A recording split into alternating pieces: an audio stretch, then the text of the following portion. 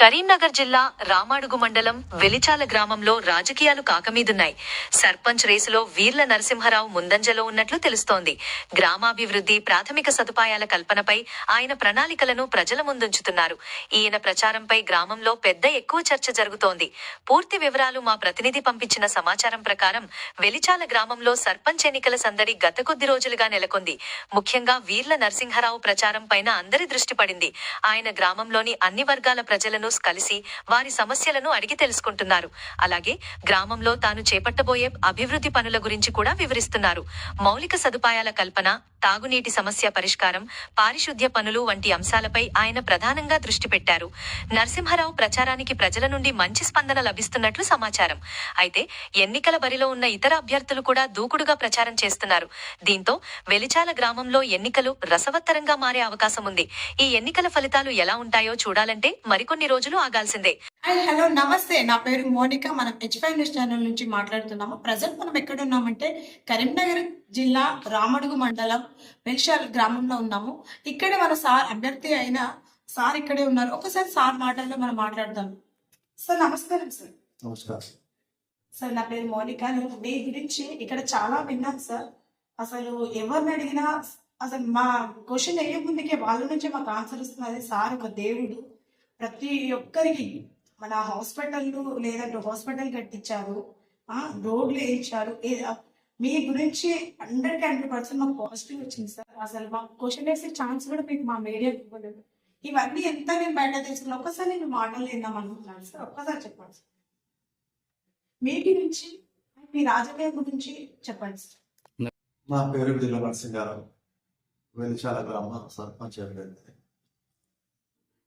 1985 నుంచి నేను వరుసగా మొదలు సర్పంచ్గా, తర్వాత ఎంపీపీగా, తర్వాత ఎంపీటీసీగా, మళ్ళీ ఎంపీటీసీగా, తర్వాత మళ్ళీ సర్పంచ్గా, మళ్ళీ ఎంపీటీసీగా, ప్రస్తుతం సర్పంచ్ అభ్యర్థిగా ప్రజలందరూ వెళ్తున్నాను.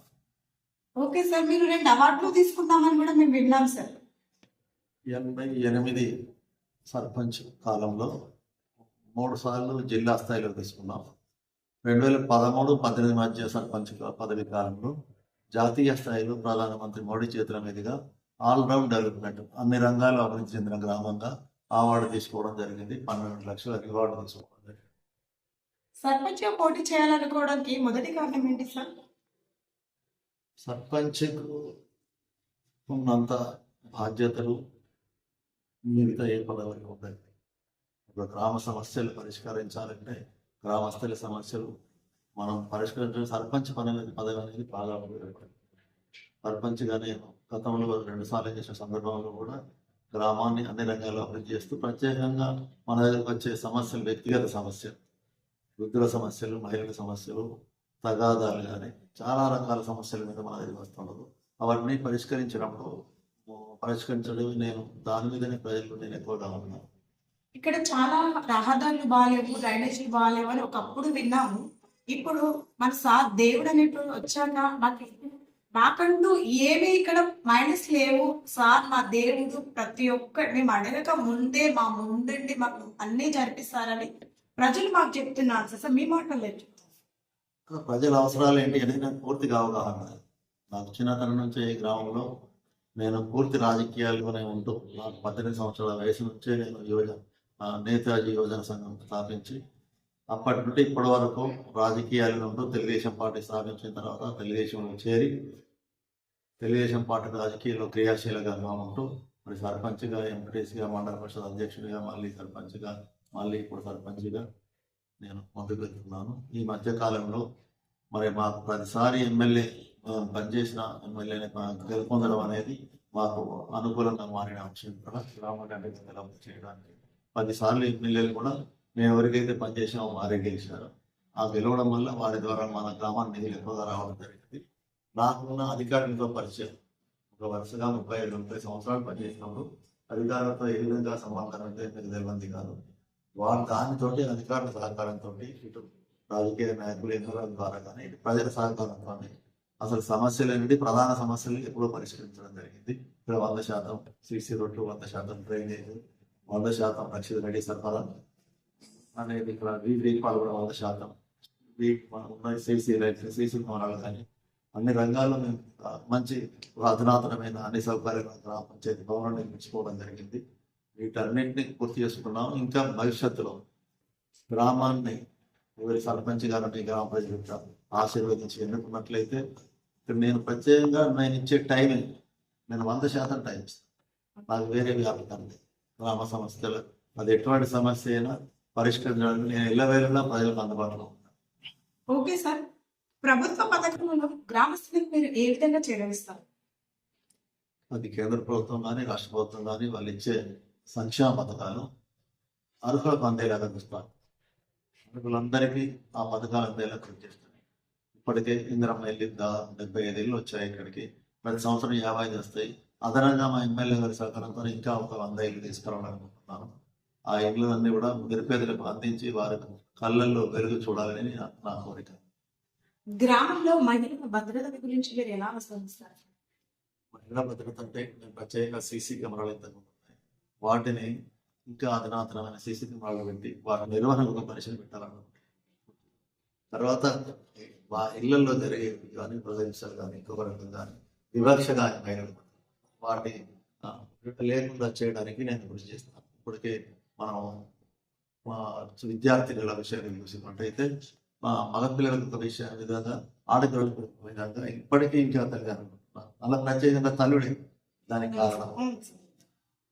వారి పిల్లలను ఆడపిల్లలైతే గవర్నమెంట్ స్కూల్, మగ పిల్లలైతే ప్రైవేట్ స్కూల్లో చేరుస్తున్నారు. ఇదంతా నా దృష్టిలో ఉంది. దీన్ని ఇటువంటి వివక్ష తొలగించడానికి నేను పనిచేస్తాను. ఓకే సార్, మీరు రైతులకు ఏ విధంగా సాయం చేయగలరు? రైతులకు ఇంతవరకే మాకు చెరువులు, మాకు మెయిన్ ప్రధాన చెరువుల్లో కాళేశ్వరం ద్వారా నీళ్ళు వస్తున్నాయి. చాలా వరకు సమస్య పరిష్కరించినట్టు, కానీ మిగతా మా దగ్గర కుంటలు ఉన్నాయి. కొన్ని ఒక 6-7 కుంటల్లో ఆ నీళ్లు నింపడానికి లింక్ 4 అనేది దాని ద్వారా ప్యాకేజ్ ద్వారా మనకు టెండర్లు పూర్తయినాయి. ఎమ్మెల్యే గారి సహకారంతో ఆ మిగతాయి కూడా నేను నింపడానికి చేస్తాను. ఓకే సార్, మీకు గ్రామస్తుల నుండి వచ్చే డిమాండ్ ఏంటి? గ్రామస్తులు ఇప్పుడు ఇంతమంది చెప్పినట్టు ఒక 6-7 కుంటలు వాటిని చెరువు నీరు మన కాళేశ్వరం ఆ లింక్ 4 ద్వారా నీరు నింపాలని వారందరి కోరిక ఉన్నది. తర్వాత ఇంకా కొంత ఏమిటంటే ఒక బ్రిడ్జ్ అవసరం ఉంది. ఇక్కడ మా కరీంనగర్ కార్పొరేషన్కి లింక్ అయ్యేటువంటి కెనాలుగా బ్రిడ్జ్ నిర్మాణం అవసరం ఉంది. కొన్ని ప్రధానమైన రోడ్లు ఉన్నాయి. బెదర దేశాయిపల్లి కానీ బెదర వెల్చాల్ కమాన్ కూడా కానీ వెల్చాల్ మల్కాపూర్ కానీ ఇలా ఒక 4-5 రోడ్లు అవి బీటీ రోడ్లుగా మార్చడానికి ప్రయత్నాలు చేస్తున్నాం ఎమ్మెల్యే గారి సహకారంతో. ఓకే సార్, మీ నాయకత్వం వల్ల గ్రామం ఏ విధంగా మారబోతుంది? నేను చాలా ఆలోచనలు ఉన్నాయి నాకు.